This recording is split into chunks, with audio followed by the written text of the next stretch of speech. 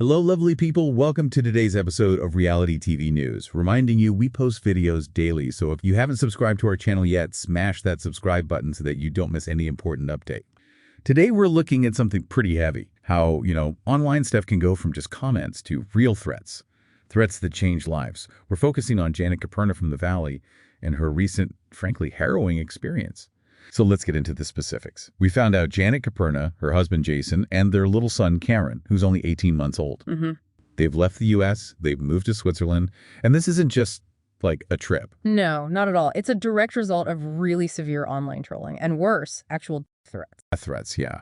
And we're not talking about, harsh criticism. Janet described the messages as vile and hateful, explicit threats against her and her baby. That's horrific. It is, and it got so bad she had to make her Instagram private, which unfortunately is something public figures sometimes feel they have to do. It kind of demonstrates that whole online disinhibition effect, people feel anonymous, hidden. And say things they never say in person. Exactly. The lack of immediate consequences, it just unleashes something ugly sometimes. Janet's been pretty blunt about it. She said, seeing threats and slurs become normalized for reality stars is sick and not normal. Yeah, she called it the worst part about this job. Brings up this whole thing about boundaries for public figures. I mean, she acknowledges reality TV shows the best and worst of people, but she's hoping for a healthy dialogue, not this targeted harassment. There's a big difference. And the examples she shared really drive home how bad it was. I mean, listen to some of these messages she got. It's disturbing. One said, "I hope you die a slow and painful death.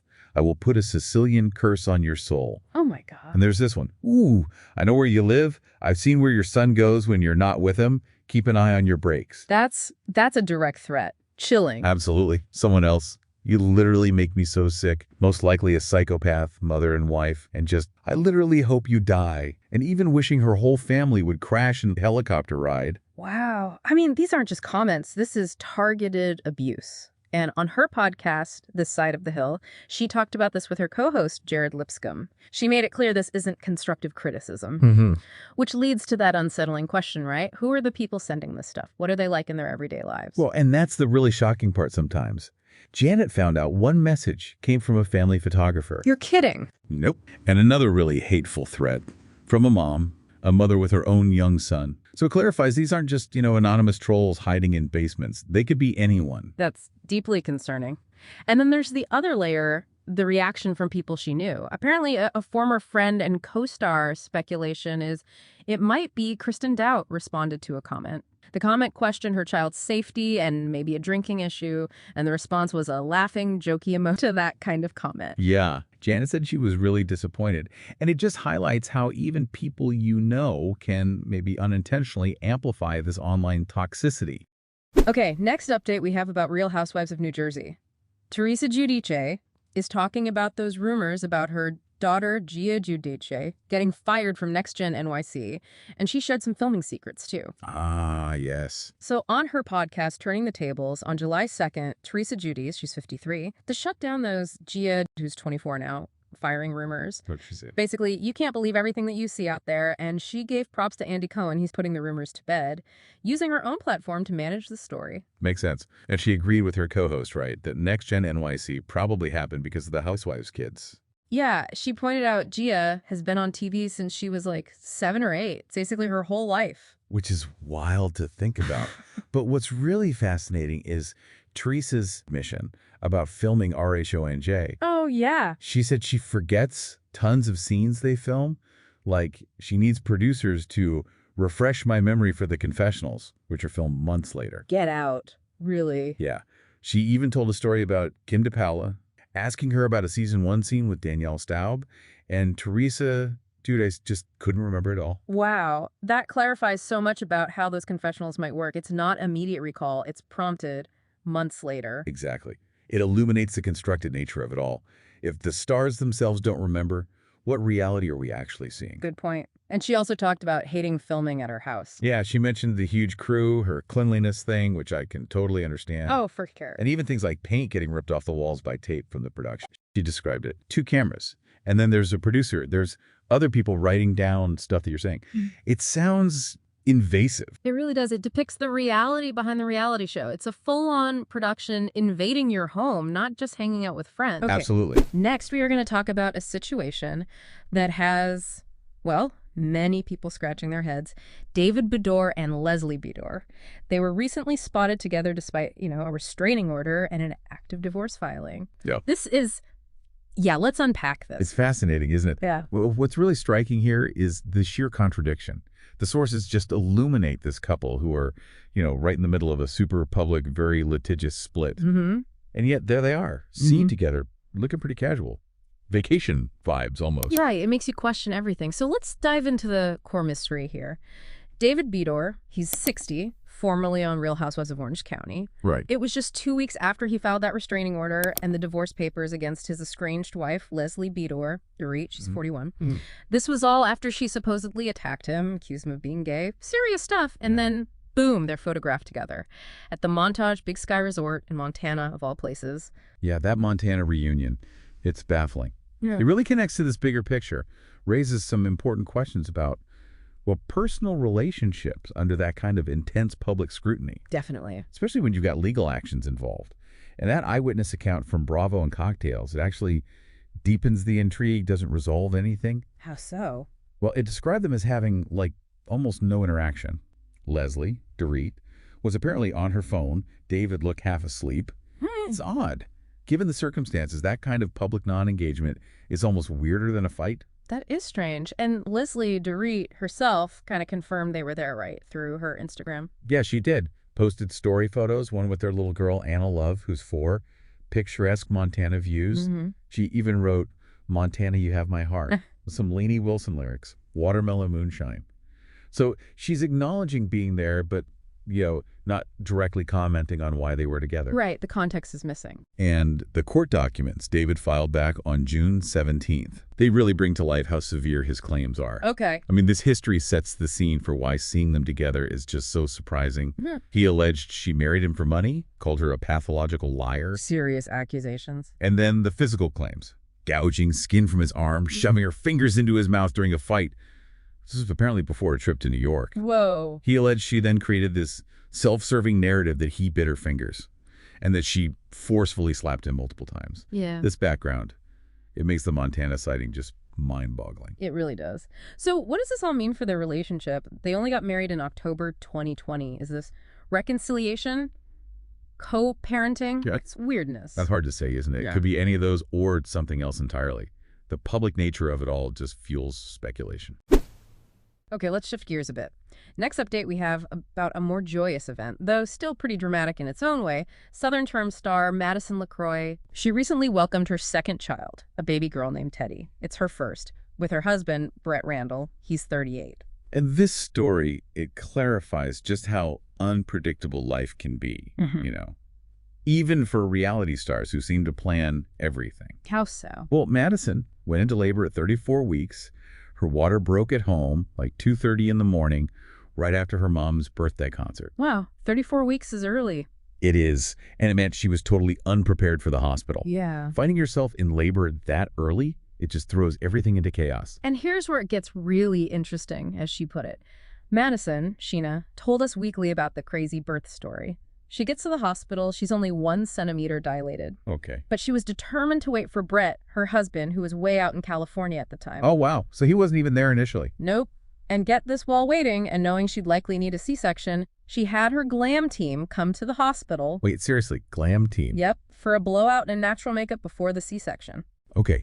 Baby Teddy was born weighing 5 pounds, spent a few days in the NICU, which isn't unusual for 34-weekers, but apparently she was a little trooper, breathing on her own right away. A little fighter. Definitely. Madison Sheena also shared that she only told one Southern Charm castmate ahead of time, Vanita Aspen, who's 31. Interesting. Keeping it close. Yeah, and then she did an Amazon live stream about the whole thing. Her 12-year-old son, Hudson, was on it too, excited about being a big brother. Just for context, she and Brett started dating early 2021, engaged October 2021, married November 2022. And with Southern Charm Season 11 filming now, every single part of this, from the early labor to the hospital glam, becomes potential content. Okay, next update we have about, things are heating up elsewhere. An intense feud from Real Housewives of Atlanta. Brit Eady has hit back hard against criticism for mentioning Shamea Morton's Sonia daughter's illness. Oof. Yeah, this situation depicts that escalating nature of reality TV conflicts. It gets especially messy when family, particularly kids, get pulled in. It's often seen as, crossing a major line. Right. Shamea accused Brit of making disparaging remarks about her daughter. And it's complicated because Shamea herself has discussed the child's medical condition on the show. So, Brit's response.